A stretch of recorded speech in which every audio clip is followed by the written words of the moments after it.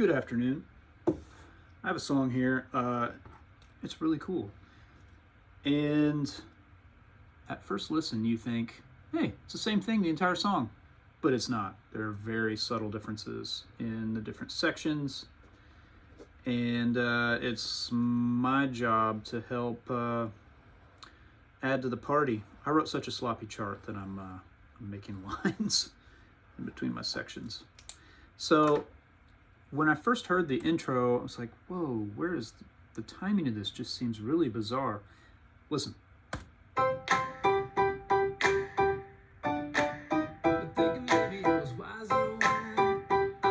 the vocal comes in and I go, oh, that piano thing's starting on the offbeat. So it's 3, 4.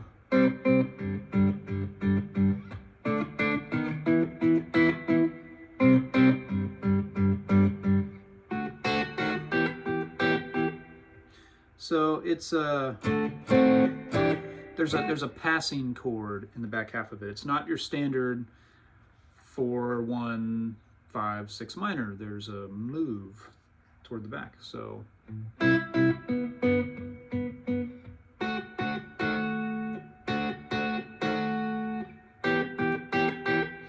I call that a 3 over sharp 5.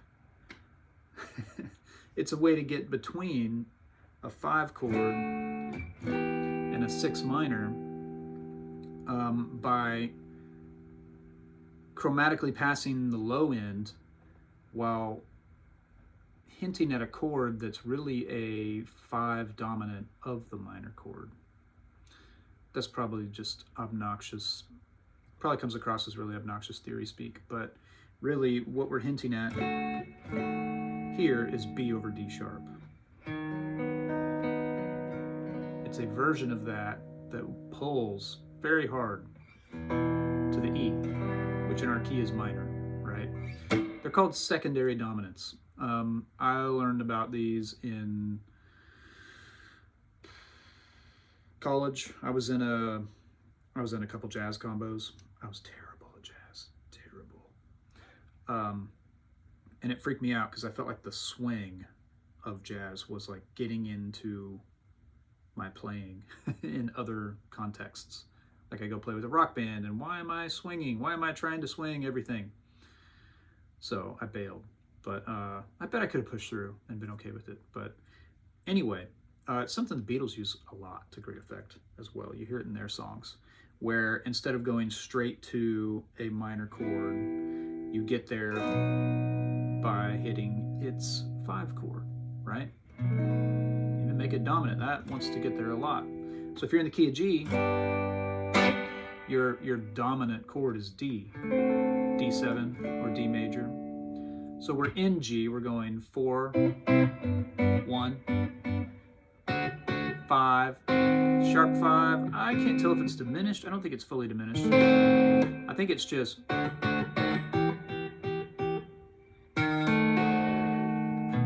playing a piece of a B7 to get to the E minor. And let's see what my direction is, because I need to remind myself. Let me find the email from the producer. Okay. The stems we're starting with are from a fairly fleshed out demo.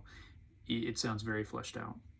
But we want the cut to feel more like a record with real humans on it. Yes.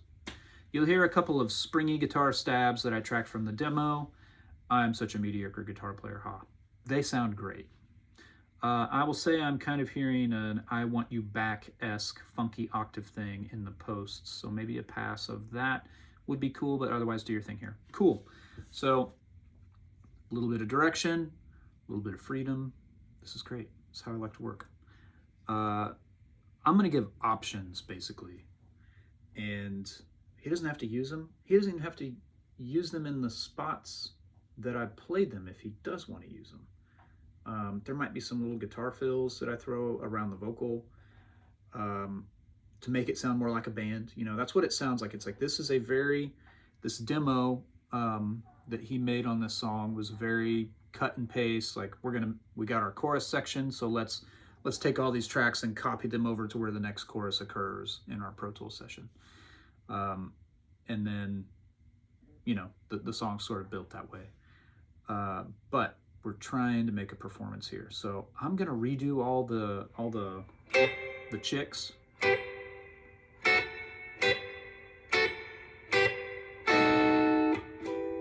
So the chorus is interesting. It skips the 5 chord. It's like a...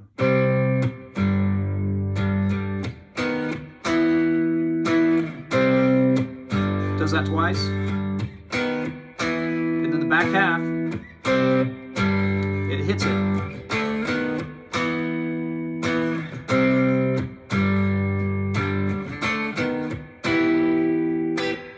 So I'm really just going to do the chicks, the upstrokes. So basically what those are you're just hitting the top couple strings on the backbeat.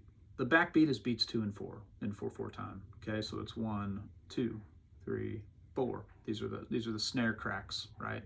That's what makes 4/4 time feel so good. I'm trying to think of who started this. I don't know.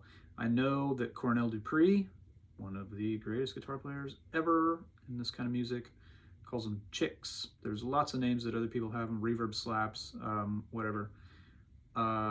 You play it with the snare. You're hitting with the snare.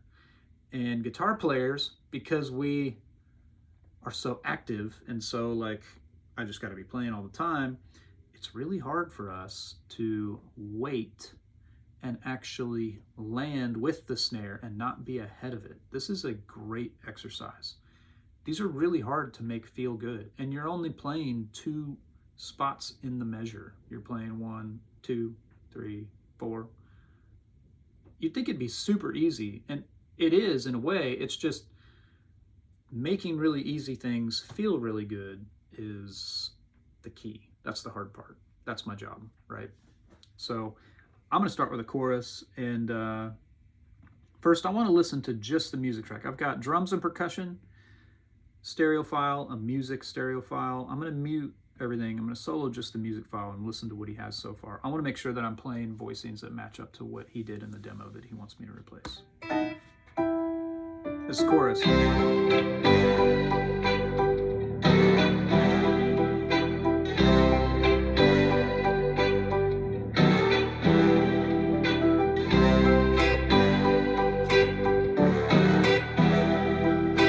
He's not even changing.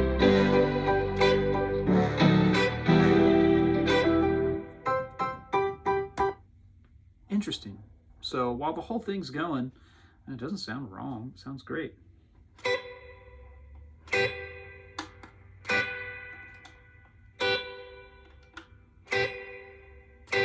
Neck pickup seems right.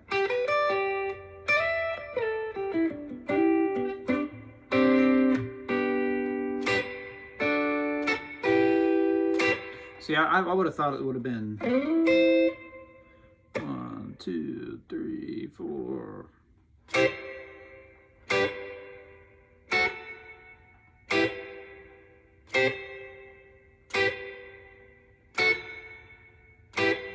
But he's really playing the same note. So I'm going to lay that. I'll probably give him both options where the chicks move with the chords through the chorus. So let's see here. Arm myself. Oh, my signal chain. Analog Outfitter Sarge, as usual. I have nothing on at my feet except the Maris Mercury 7 on a plate reverb setting. That's a little brighter. It starts to sound super organic when it's bright. When it's dark, it almost has like it lends itself to more pad and synth type parts, I think. But the bright metallic plate sound, I don't know, I just feel like I'm listening to an actual plate hanging in a chamber in a studio, you know. They sound really good. And so does the Mercury 7. And yeah, I'm just straight into the Jazz Master neck pickup. Okay, chorus.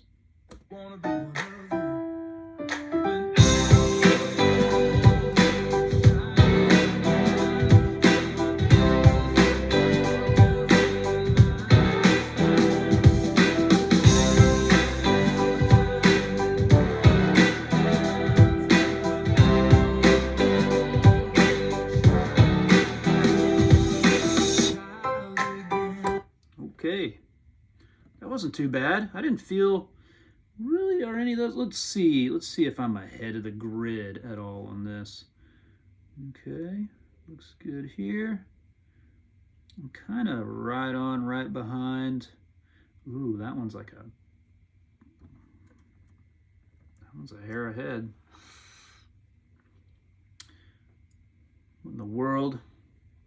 Sounding like a human being. I'm just gonna do it again just because that's my first try.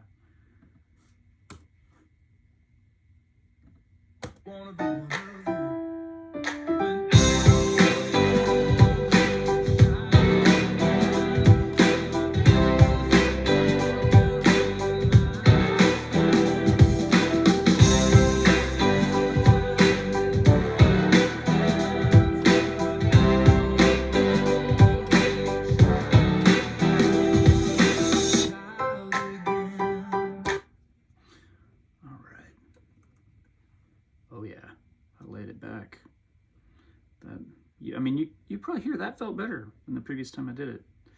And it is laid back. Oh, I have one that's like barely behind. The rest of them kind of sit pretty nice. I'm gonna leave it. I'm a human. Dang it. Sorry. Not sorry. So, oh, my last couple, I get kind of right on it. Let's do these last few one more time.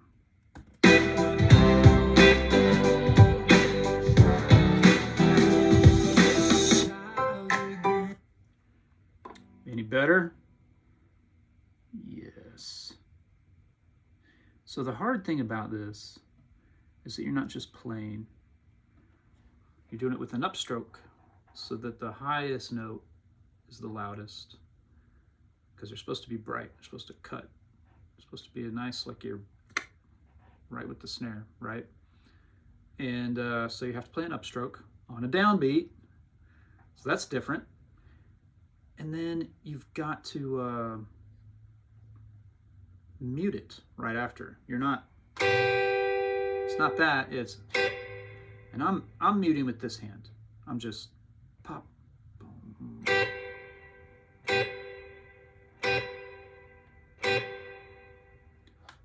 with all the verb offhits. You can still hear these guys ringing a bit, which is cool. The guitar has its own built-in spring reverb.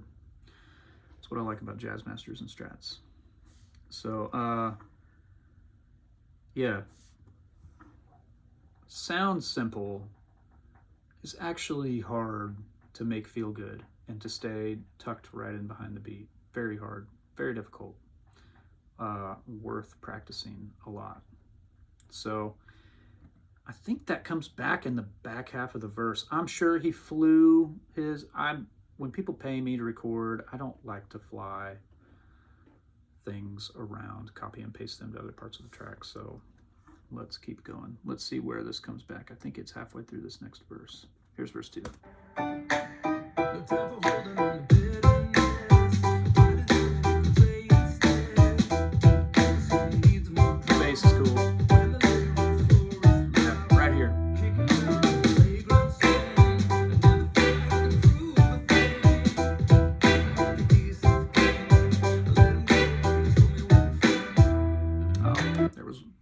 It does keep going. I think I need to just do one more though. Let's do this. Let's do this.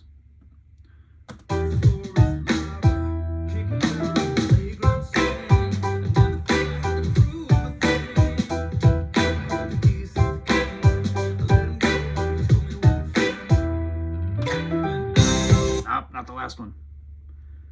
All right.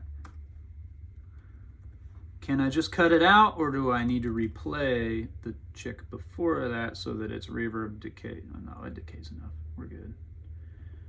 We're good.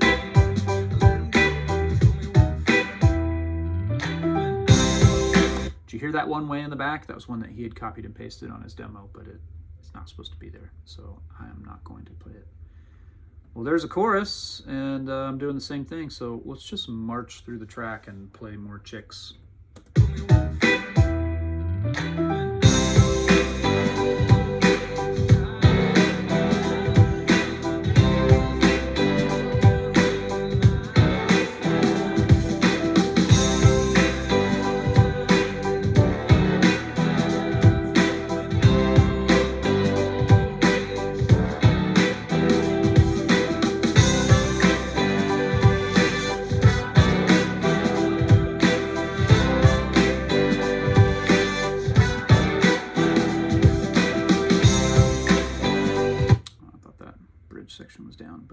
not. Those all felt good. I don't see anything super offensive. Was my very first one of the punch. Was that one ahead? No, it's just right on. It's funny, like being right on doesn't feel right. I notice it. Watch. I also noticed while I was playing that I'm muting in two areas. I'm muting with these fingers. I'm just lifting off of the strings while still touching them.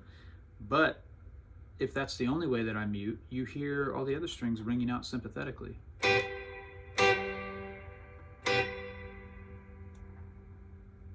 Particularly the G string. So that's why I also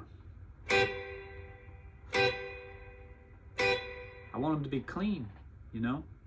So I'm muting with the side of my palm, you know, across these strings.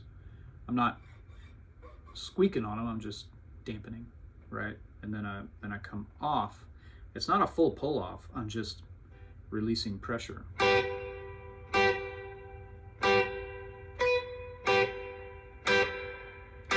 See how much different that sounds, downstrokes, than upstrokes? One of them sounds right, the other one sounds wrong. It's the weirdest thing. Man, I'm gonna play that first one more time.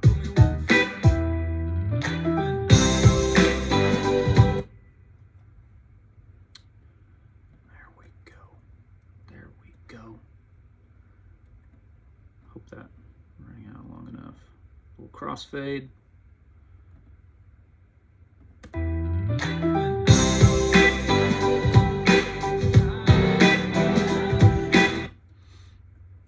Good stuff. Man, that fourth one's right on too.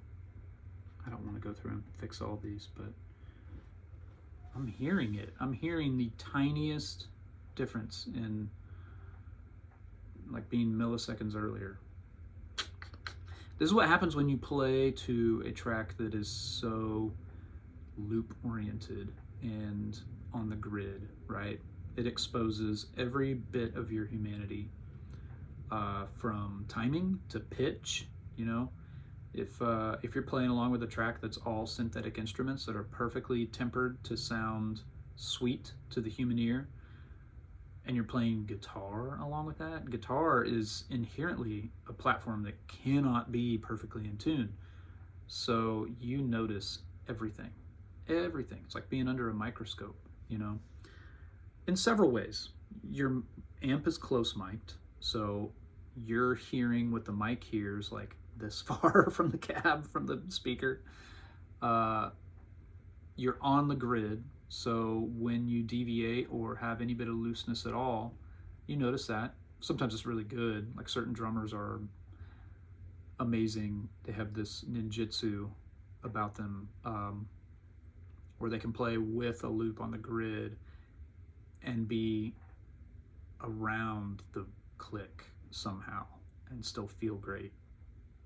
So I'm just a guitar player. I haven't figured that out. So in terms of your timing, in terms of your tone, and then in terms of pitch, because a lot of these instruments are so perfectly tuned. And I'm playing a guitar where that might be in tune, but then my E chord's gonna sound weird, you know? I tune my guitar differently for these keys, you know? Or I'll just generally not play.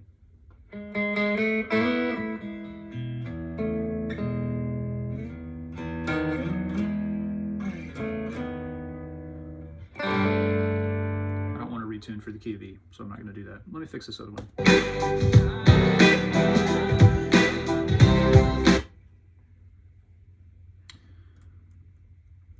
Boom. There we go.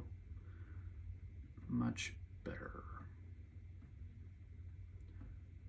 Okay, let's get done with this track. And then, man, there's such little... I don't think this song is one of those, like...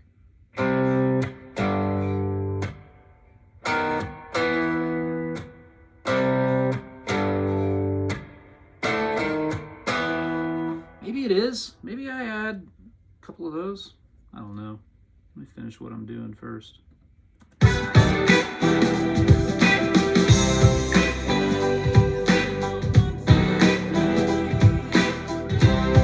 See that one? I feel like I just wasn't paying attention. Sure enough, it's right on instead of behind.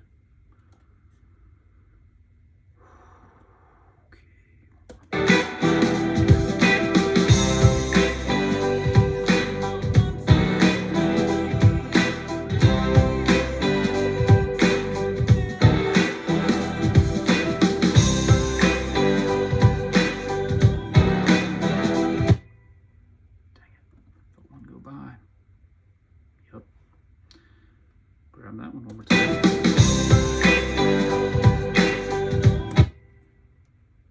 There we go. There we go.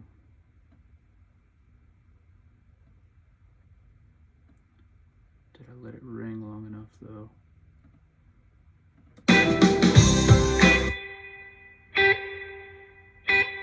Oh yeah, we're good.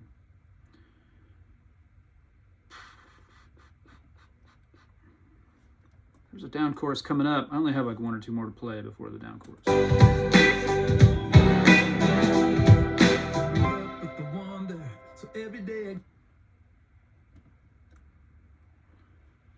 Nice. Nice and behind.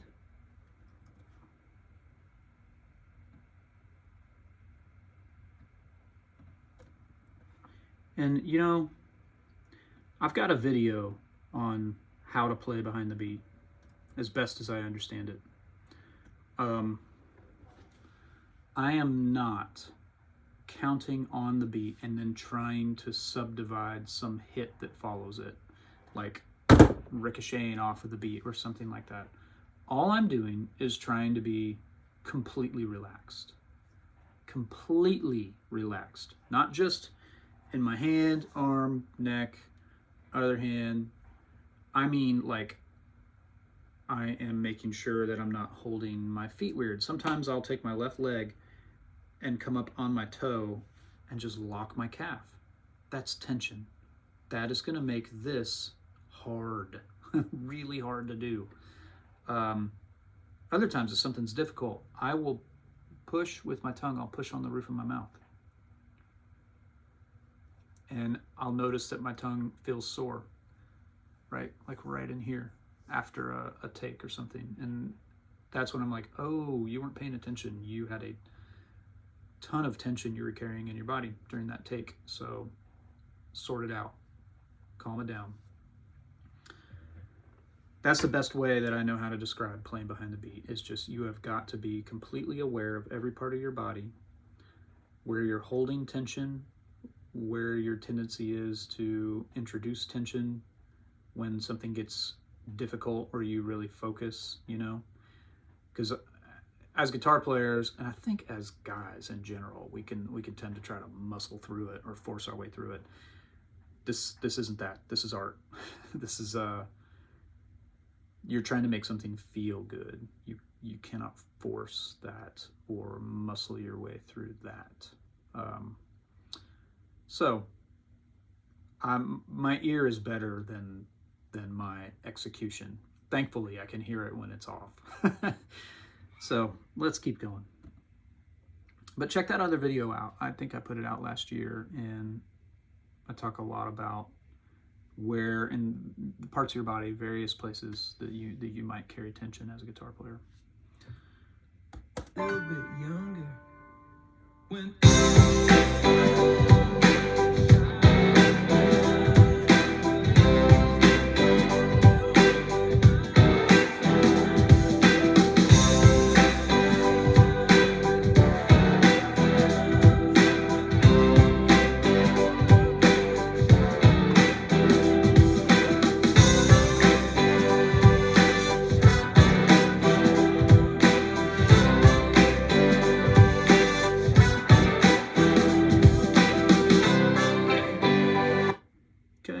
I felt a couple of them go by that were a little funky. That's cool. I'm just scrolling through. Some of them are a little closer to the beat than the others, but they're all, nothing's ahead. Nothing's anticipating in that way that just sounds wrong. Oh, there's one. There's an offender. Dang it.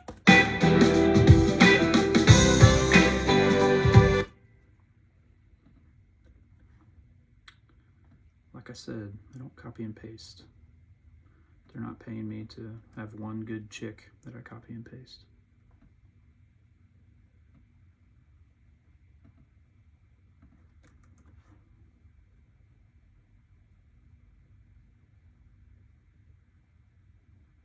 Man, that one's dead on, which is bad. I want it behind.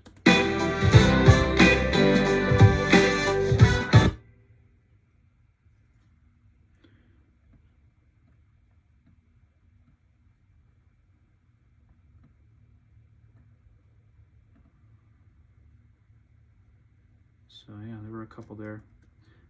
And then on his track, I think the demo thing he pasted, like these should go away when the chorus, the outro goes down to the piano thing. So I'm good. I'm good on the chicks. Let me give him one option where I change chords. So I'm gonna pan this one over. This might sound really cool. It might sound with both of them happening at the same time, but it also might be terrible. But I will make a note on this one track, like, hey, if you wanted the reverb chicks to follow the chords, here's an option.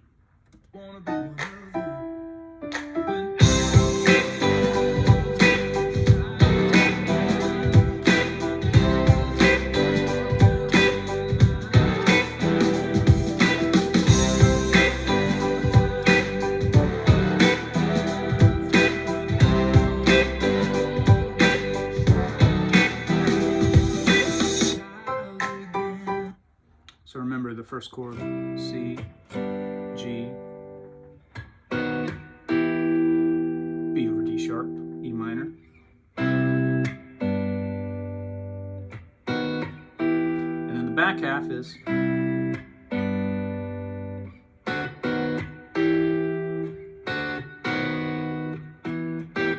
or it starts on the 5 and walks chromatically. So if we were following the chords, the chicks would go 3, 4.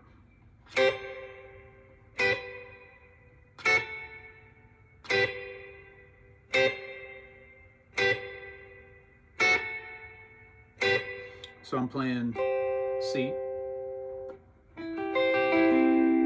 part of that chord, to G, and then that's the old, it's like a dominant 7 on the B major chord, which we talked about is a secondary dominant in the key of G. It's the 5/7 of 6 minor. Good old theory nerdery. And then back to the 6 minor, right? But man, there's something nice and hypnotic about the way his just never change. Gink, gink.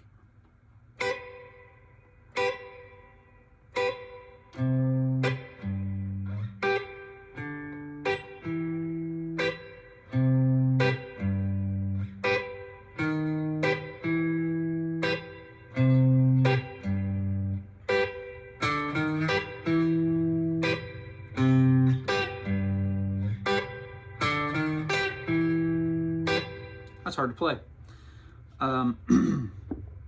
That's cool. So let's mute the track where I change the chords. I don't even know if I'm going to send it to him, but he's got it if he wants it. Now I want to do something. Again, we're going band-ish, right? Bandy. Do a bandy thing. So I want to play. I'm going to take the reverb off. I'm going to go to the bridge pickup. I'm going to play chords, just low, maybe single notes.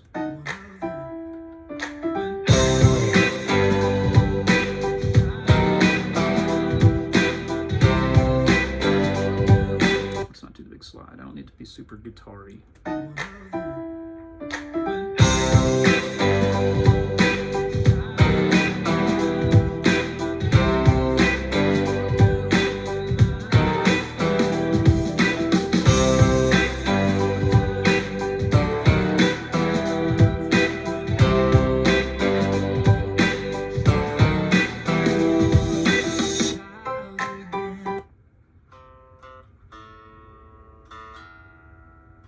Again, tiniest bit flat. Tiniest bit flat.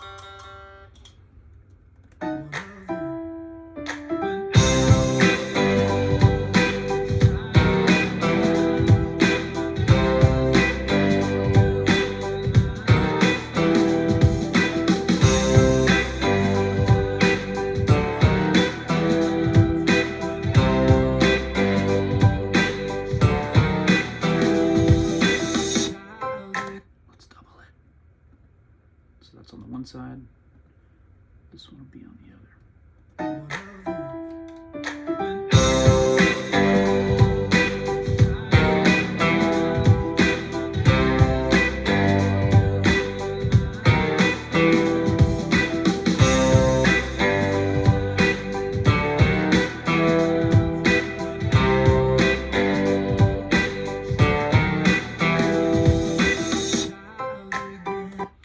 Where the chords mute is where the snare pops out. That's part of making things feel really great. Well, in the first chorus, it's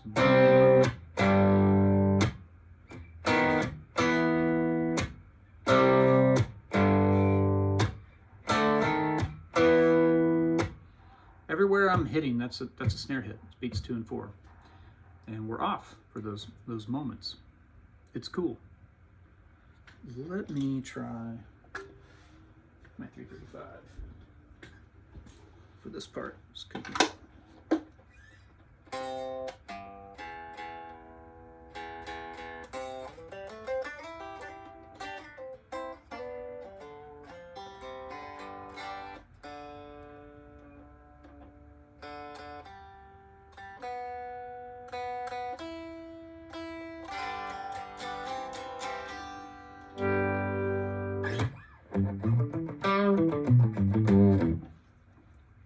This might be cooler than the Jazz Master. I don't know if that's possible, but if it is, this might be it.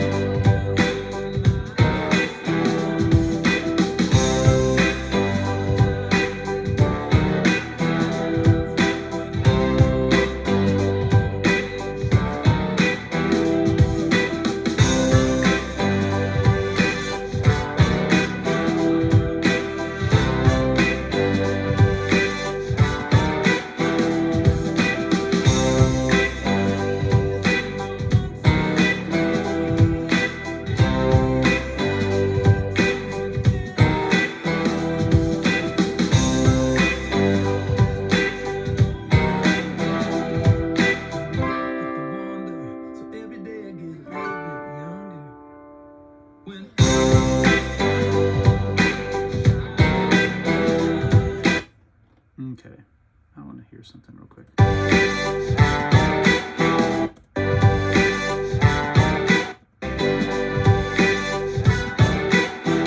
Okay, I was adding a note in one spot.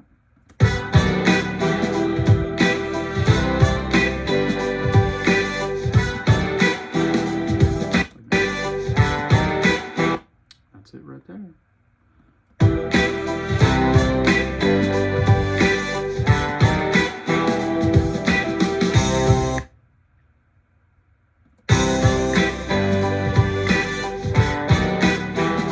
Okay.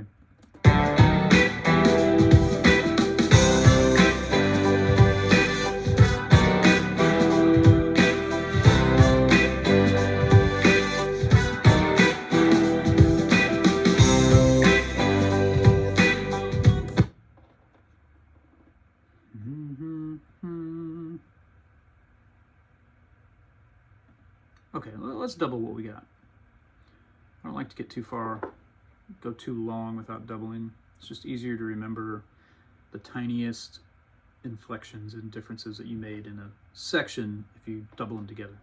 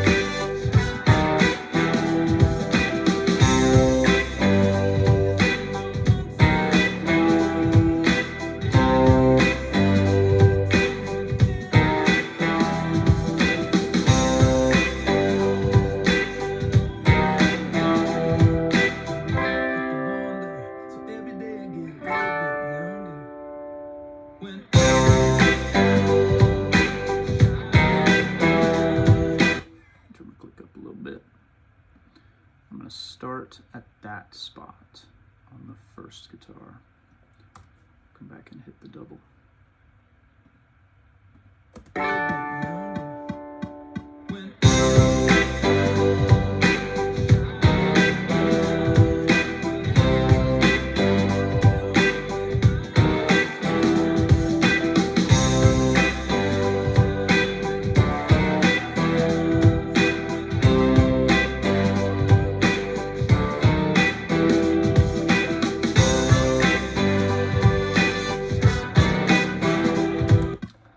Short circuit there. Forgot what I was even doing.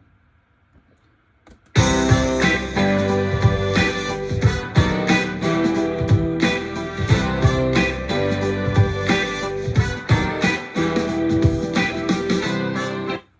I'm going to let that be keys and piano.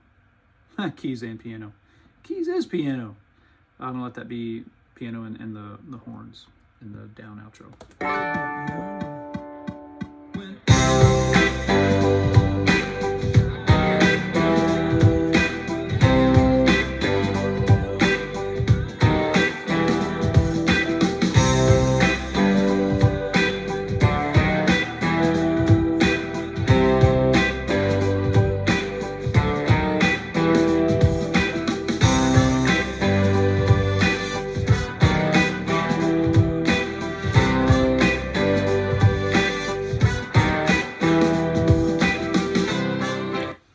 Okay, so in this spot, this down section, there's like the tiniest little piano chords.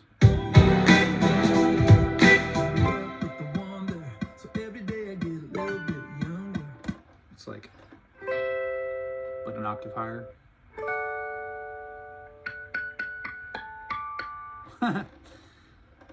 I don't know if it needs guitar there. It doesn't seem like it, but by golly, he can't mute it if I don't give it to him, right?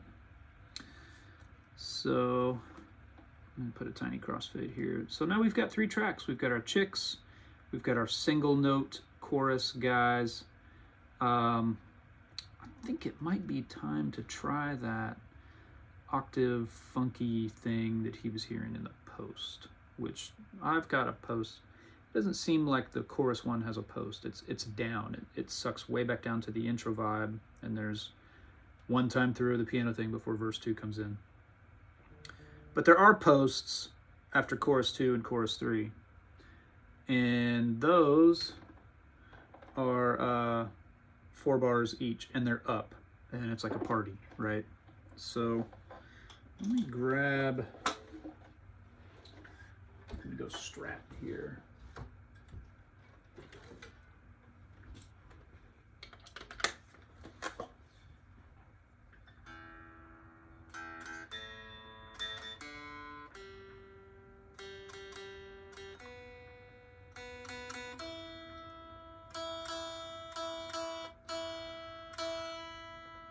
Bars resonating.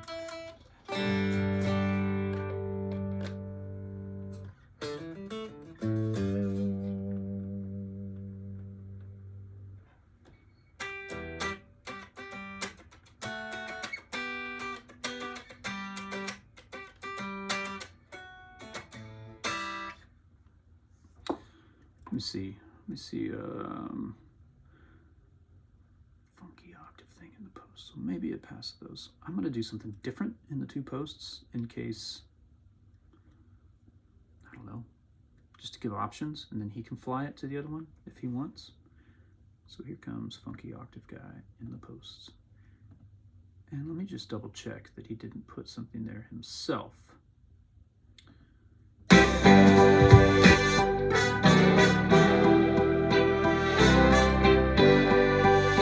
Horns are such a big part of the mix.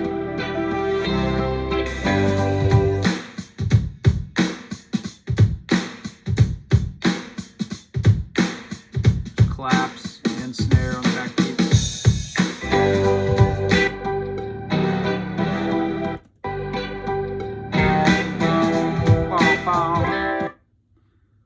Okay, here we go. I'm gonna start at the top of the chorus. Something else might come out.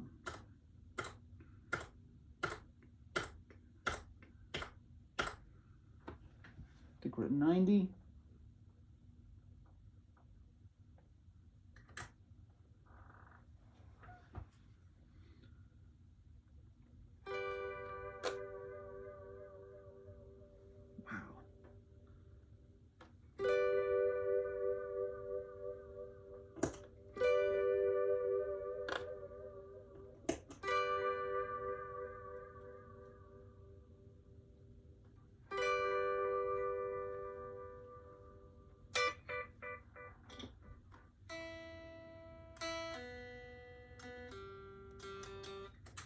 All right.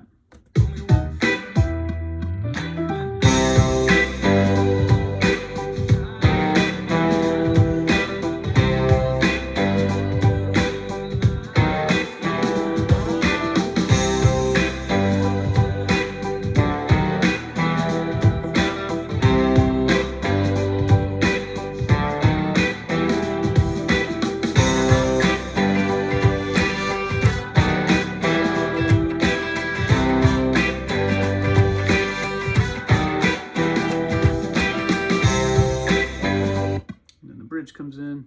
Does that guy stay in when he enters in? Okay, I'm on the Strat.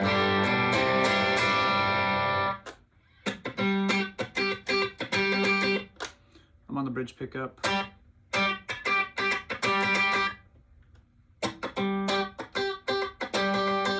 could be cool. Maybe I try tones all the way up. I typically don't play tone and volume all the way up on the Strat. Like, that's just a little peaky to me.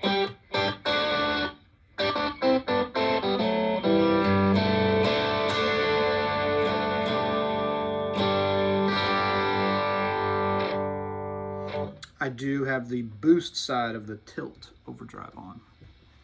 So let's just turn that off and leave the guitar wide open.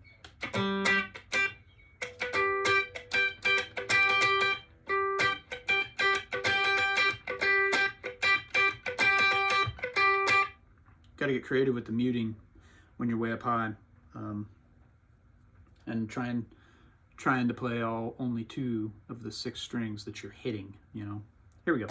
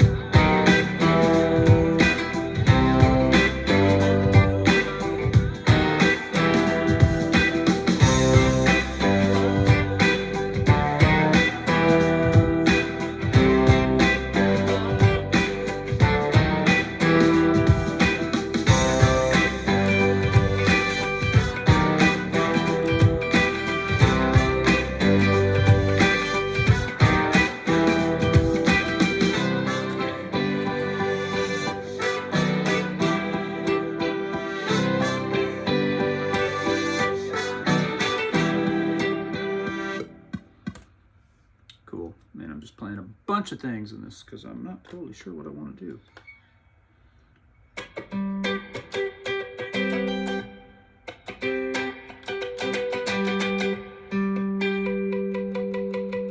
So the problem with trying to mute at the 12th fret with your left hand is you hear the harmonics, that you hear the other notes, right? It's especially bad when you're in like E flat and you're trying to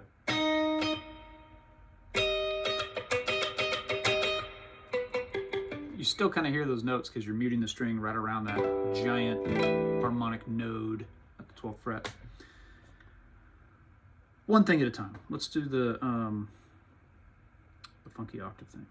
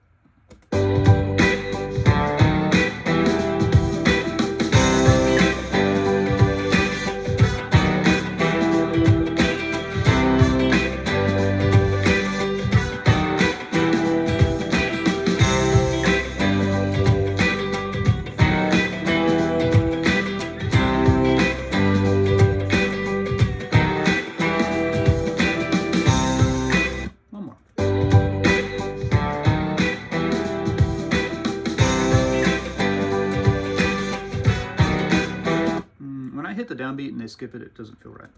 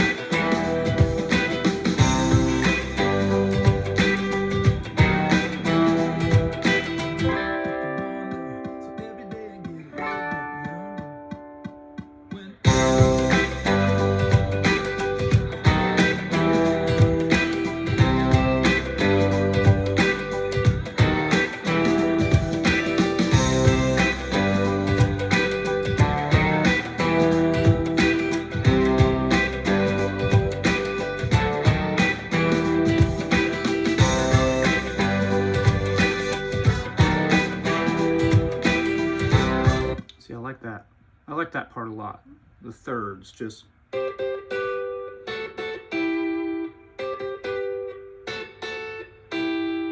So I play the same thing, right? Let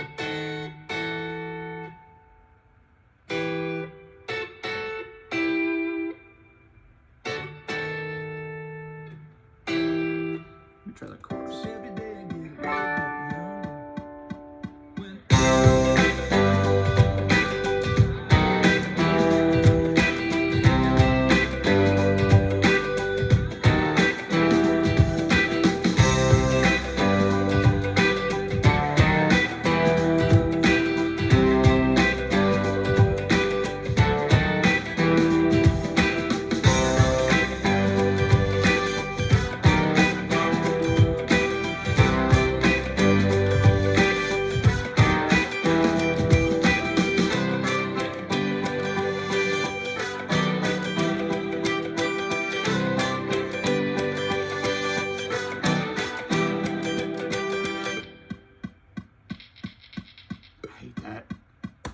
Single ply parchment Strat pickguard.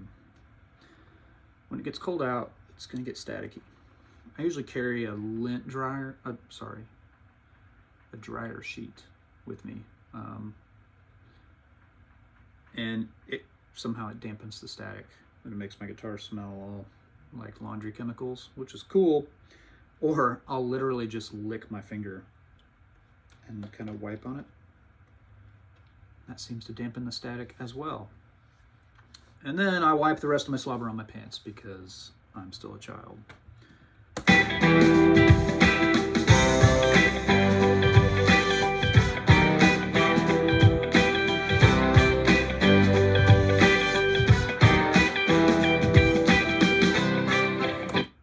Let's do something in the second verse and send this off. There are options and options and options.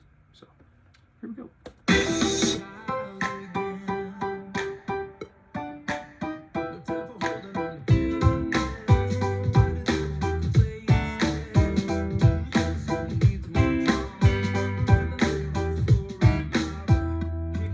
Okay, so the pattern is different in the verses.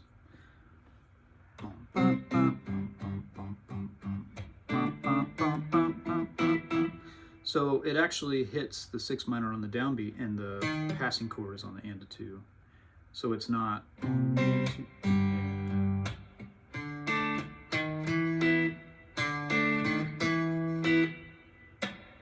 more time.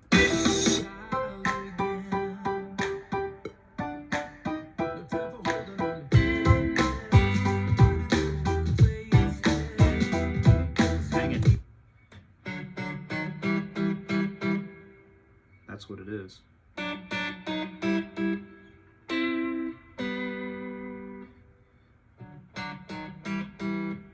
That's what I'll do.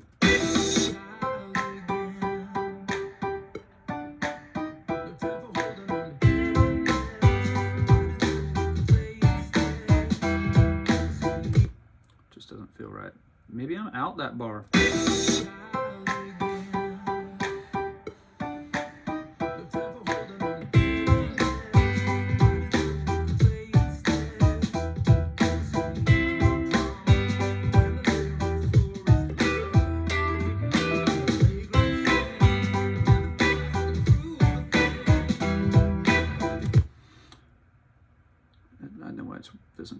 because they're off on the downbeat. Always.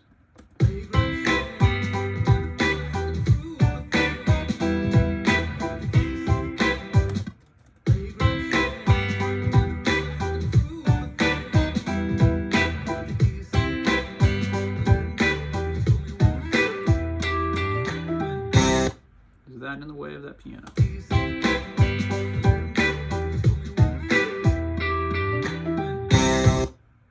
I think I just need to mute the last two notes. I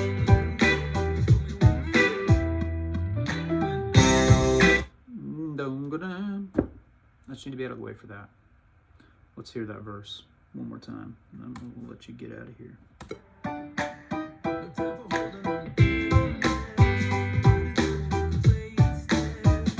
Just out.